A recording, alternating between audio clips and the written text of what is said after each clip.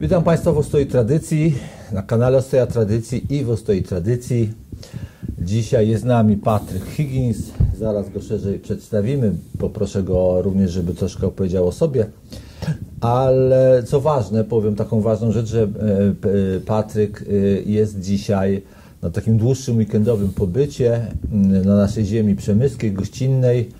W związku z tym, że właśnie przedwczoraj, 10 sierpnia, tak powiem kolokwialnie, odpaliliśmy nową inicjatywę Fundacji Ułanie Króla Jana w naszej Ostoi Tradycji, mianowicie już takie fizyczne miejsce podcienia plus lamus, nazwaliśmy tak ten budynek lamusem, gdzie jest kuchnia, gdzie jest węzeł sanitarny, a w podcieniach miejsca do siedzenia, do debatowania, do delektowania się naturalną kuchnią staropolską, z składnikami, czy potrawy powstałe ze składników z naszego gospodarstwa, czyli zupełnie naturalne i naturalna chęć do poznawania historii, rozmowy, debaty, prezentowanie punktów widzenia przez historyków, przez publicystów.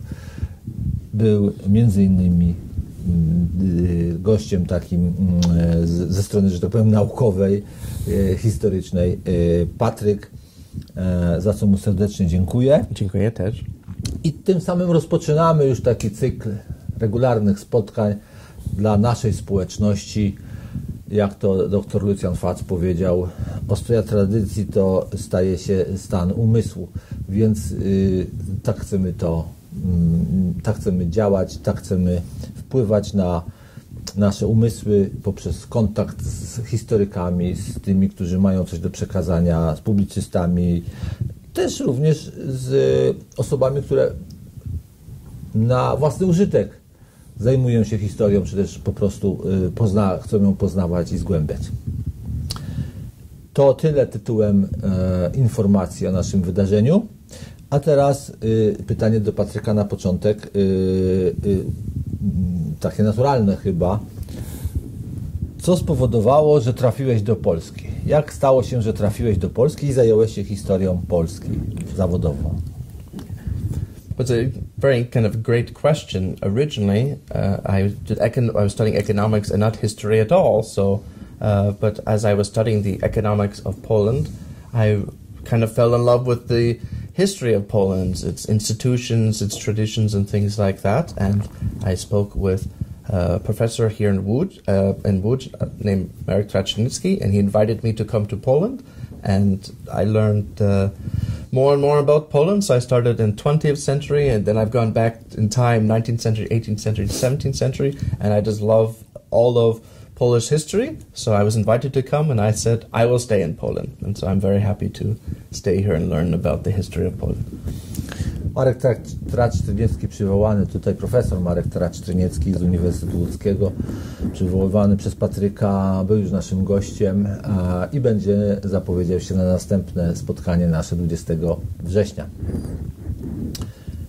Zanim przejdziemy do poważniejszych tematów historycznych, to może tak ogólnie, czy jest coś szczególnego, co urzekło Cię w historii polskiej? Jakieś szczególne wydarzenie, czy postawy, czy trendy, postacie? Yeah, so I'll say, I think two things really important to me. The first one is that there really was a tradition and culture of individual freedom here in Poland in the first Rzeczpospolita. And the second one, I think, was connected to this is that this level of the self-government, the samorząd, right, the sejmiki, that tradition that government should be local and close to the people, and that government works for the people and not people work for the government. And so I think that's the two most important things that I feel about the history of Poland, the First Republic. Przebija często słowo freedom, wolność. W związku z tym takie pytanie, bo jakby nie tak, że mam z góry założoną tezę, ale chciałbym to od Ciebie usłyszeć. Czy widzisz podobieństwa w fundamentach, na których powstała Rzeczpospolita i Stany Zjednoczone. Czy widzi jakieś podobieństwa w tych założeniach fundamentalnych tych dwóch państw? Yeah, so connected with that one, of course, in America we also have this tradition of personal freedom and self-government. But for example, we see the founding fathers of the United States, this influence of natural law, that man is naturally free. There's tradition that man is naturally free. Principles of religious toleration was very important founding the United States as well as in Poland. Diversity, where lots of different groups from different countries could come together, was the same in Poland as well. Ruch egzekucji praw.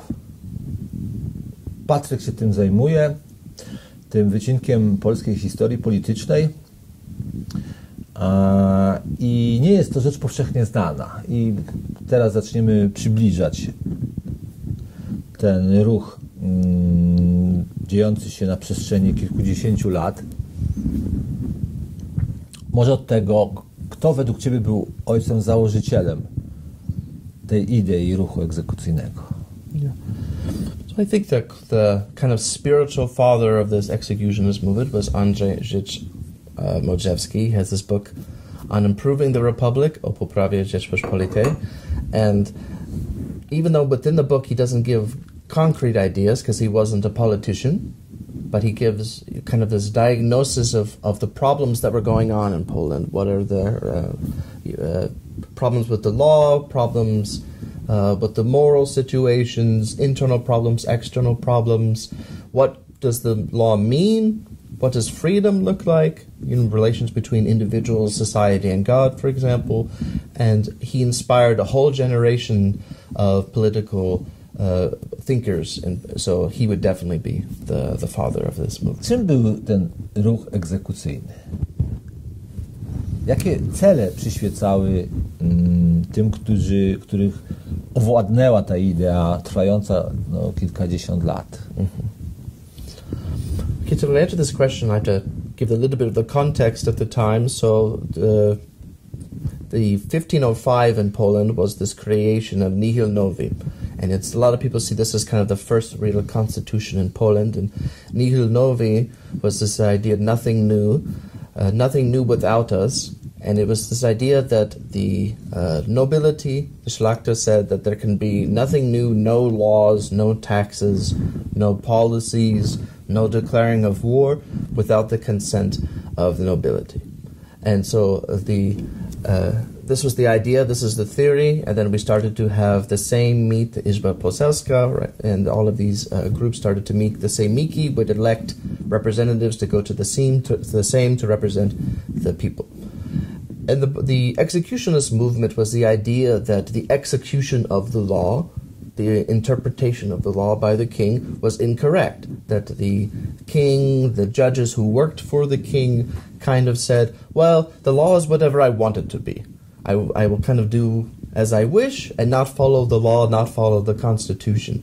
And so the execution movement was really kind of a series of different ideas coming together over many years, where it was the story of the nobility coming together, organizing themselves, finding their political voice, creating a political movement to fight against the power of the king, to fight against sometimes the power of the church as well. A lot of these executionists were Protestants, and this idea of religious freedom, because at the time you had to pay taxes, for example, or pay money to support the Catholic Church in some places, even if you were not Catholic.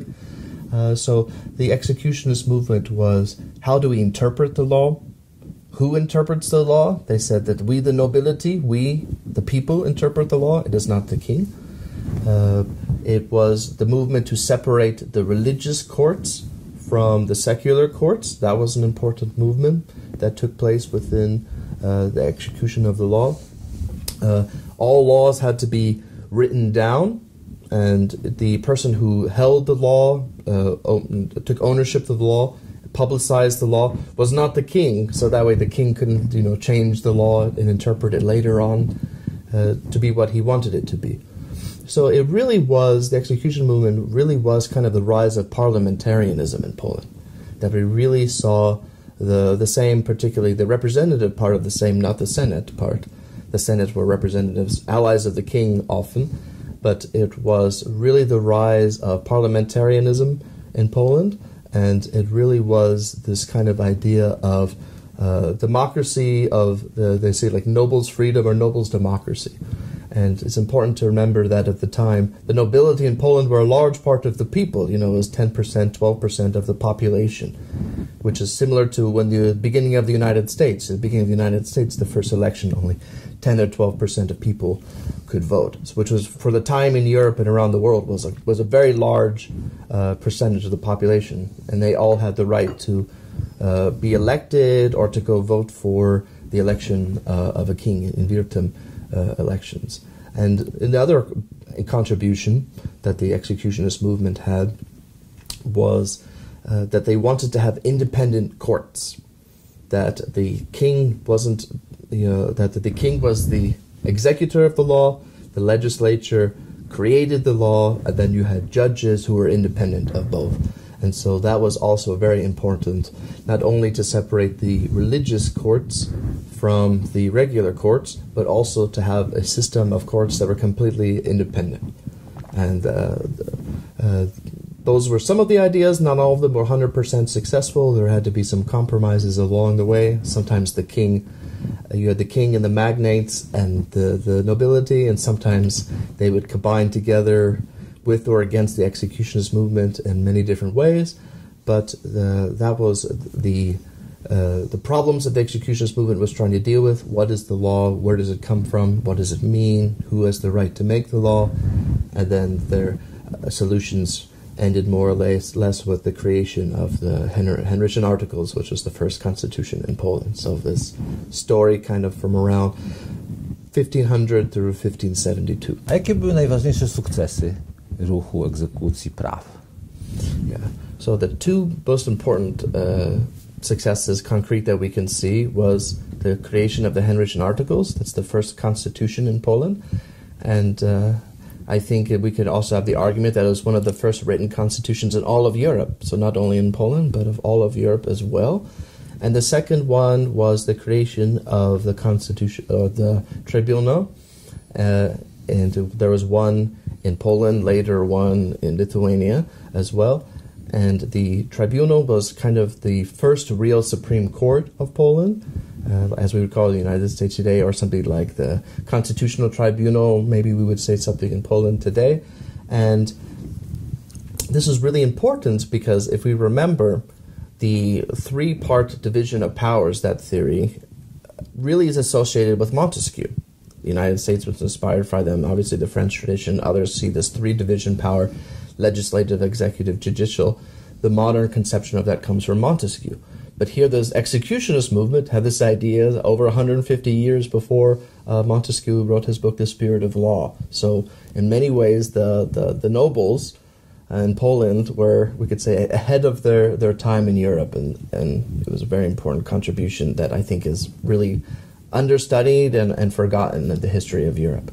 Czy możemy, Patryk, mówić o dziedzictwie ruchu egzekucyjnego obecnie? Czy są jakieś elementy tego dziedzictwa? Czy dostrzegamy je w życiu politycznym, publicznym obecnie? And so I think the first thing we would say is that we have to really make sure that the courts are independent. I think to me that's kind of this really strongest concrete kind of legacy that we have today from this executionist movement. It's the idea that the court needs to be completely independent. The other one would be that they really did fight for this principle of religious freedom, right? And that because sometimes you have a situation, many countries have this, where even though there is separation between the government and religion, if, for example, the majority of the population is one religion, other religions, even though by law, it's kind of de facto problems instead of de jure problems. So, for example, the United States, people often say the United States is a Protestant country or the United States is a Christian country. And even though the Constitution is a secular constitution, what they really meant was, and no. So the execution movement was a secular movement, and we need to have this secular value that we have, God on one side, church on one side, and then the state on the other. So that's a very important thing to have. The other institution or achievement that they produced really was this idea of the separation of the crown, the person of the king, and the state. And I think this is a problem that all countries have sometimes, where the leader wants to say, the law doesn't apply to me, I am the king, I am the ruler, something like that. And so what I find to be really interesting about and kind of unique about Poland is that the current Constitution of Poland in 1997, in its preamble, mentions that the Polish people have their new country, their renewing of this country, and they want to learn from the best traditions of their own past, to kind of bridge the past and the future today. And I think that there are many, not just the executionist movement, but certainly the executionist movement, that were important in the creation of the spirit of republicanism of Poland, the institutions of Poland. And I think a lot of those have been forgotten, honestly, that this current situation in Poland was kind of a compromise, right, in this post-communist period. And I think a lot of these principles of a Polish democracy, Polish republicanism, specific to the history of Poland, is important. And by studying the past of Poland, we can find many different ways to improve the institutions of Poland. Czy widzisz kryzys wartości republikańskich na świecie? Bo wiele państw, które istnieją, są republikami, ale ja przynajmniej poddaję wątpliwość, czy ten duch republikański, czy ta idea republikańska jest tam realizowana w takiej czystej postaci na pewno. Czy jest szansa, że te idee republikańskie w takiej jakby może najbardziej zbliżone do pierwowzoru postaci mają szansę się jeszcze odrodzić? So, kind of as a concrete idea, a concrete proposal, looking at the past and looking at today. For example, in the past, they had the system of the Sejmiki, where you would have, the locals would have an assembly, and they would decide local affairs, but then they would also elect the representatives who would go to the Sejm, and they would have this system called the instructions or instrukcja, and they would say, this is what, they give them a list of, this is what the people want from the local area, this is our things, and they would go to this Sejm, the Izba Poselska, and they would vote on it. And then after the Sejm, they would have like a post-Sejm Sejmiki, where they would go and they would have to go to the public who elected them and say, you told me to do this, I agreed with some of it, I disagreed with some of it, and they would have to explain what happened at the Sejm, why did they vote a different way, what decisions did they make. And if the local people didn't like the decisions that they had made, the representative made, they could say, okay, you are never allowed to run for office again, maybe you have to have some kind of fines or fees or penalties or something like this. And I just think, what would democracy, not just in Poland, but around Europe, in the United States too, we have this problem where people get elected to office and then they stay in the office forever. And, they don't have to care necessarily what the people want. They only have to have 51% of the vote, and then, they can stay for 20, 30, 40, however many years that they want to. And I just think, what if we had a similar system where every time you made a vote in the national parliament and Congress and the Sejm, and then you had to go back and explain that to the people, and then the people could decide, okay, well, we disagree with you or not. And I think that would really improve the spirit, right? So that the local governments will feel important. Everyone feels that they have a vote, that their voice matters. I think that would improve that as well. And that it would just improve overall, so it's not about the party anymore. It's not about whatever party you are. It's not the party that's important. It's the individual people that matters, and it's the people, the local people's needs are still represented. That's what I would say. A może jeszcze poprosiłbym Cię o zarekomendowanie, czy może taką opinię Twoją, bo liczę, że będzie pozytywna, dlatego tak mówię, o samej idei Ostoja Tradycji, czyli to miejsce, w którym byłeś tutaj, takie wydarzenie, które w sobotę było, mianowicie rozmowy, dyskusje, prezentacje poglądów historyków zawodowych, którzy dzielą się z tymi, którzy chcą poznać tą historię i to w takim duchu republikańskim, blisko tradycji. Jak odbierasz tą ideę Ostoja Tradycji w Malawie tutaj i to wydarzenie, na którym byłeś w sobotę? So I think one of the things that we have lost of this Republican spirit is this idea that every person, every citizen, so today that is now every citizen has a responsibility to participate in government and also has a responsibility to defend the values of this government. So, I think one of the things that was discussed a lot about was, for example, this idea of Russian aggression, against Ukraine, against Europe, against Western values. And a lot of people today say, if war would come to my country, well, we have professional soldiers, we have someone else who will defend me.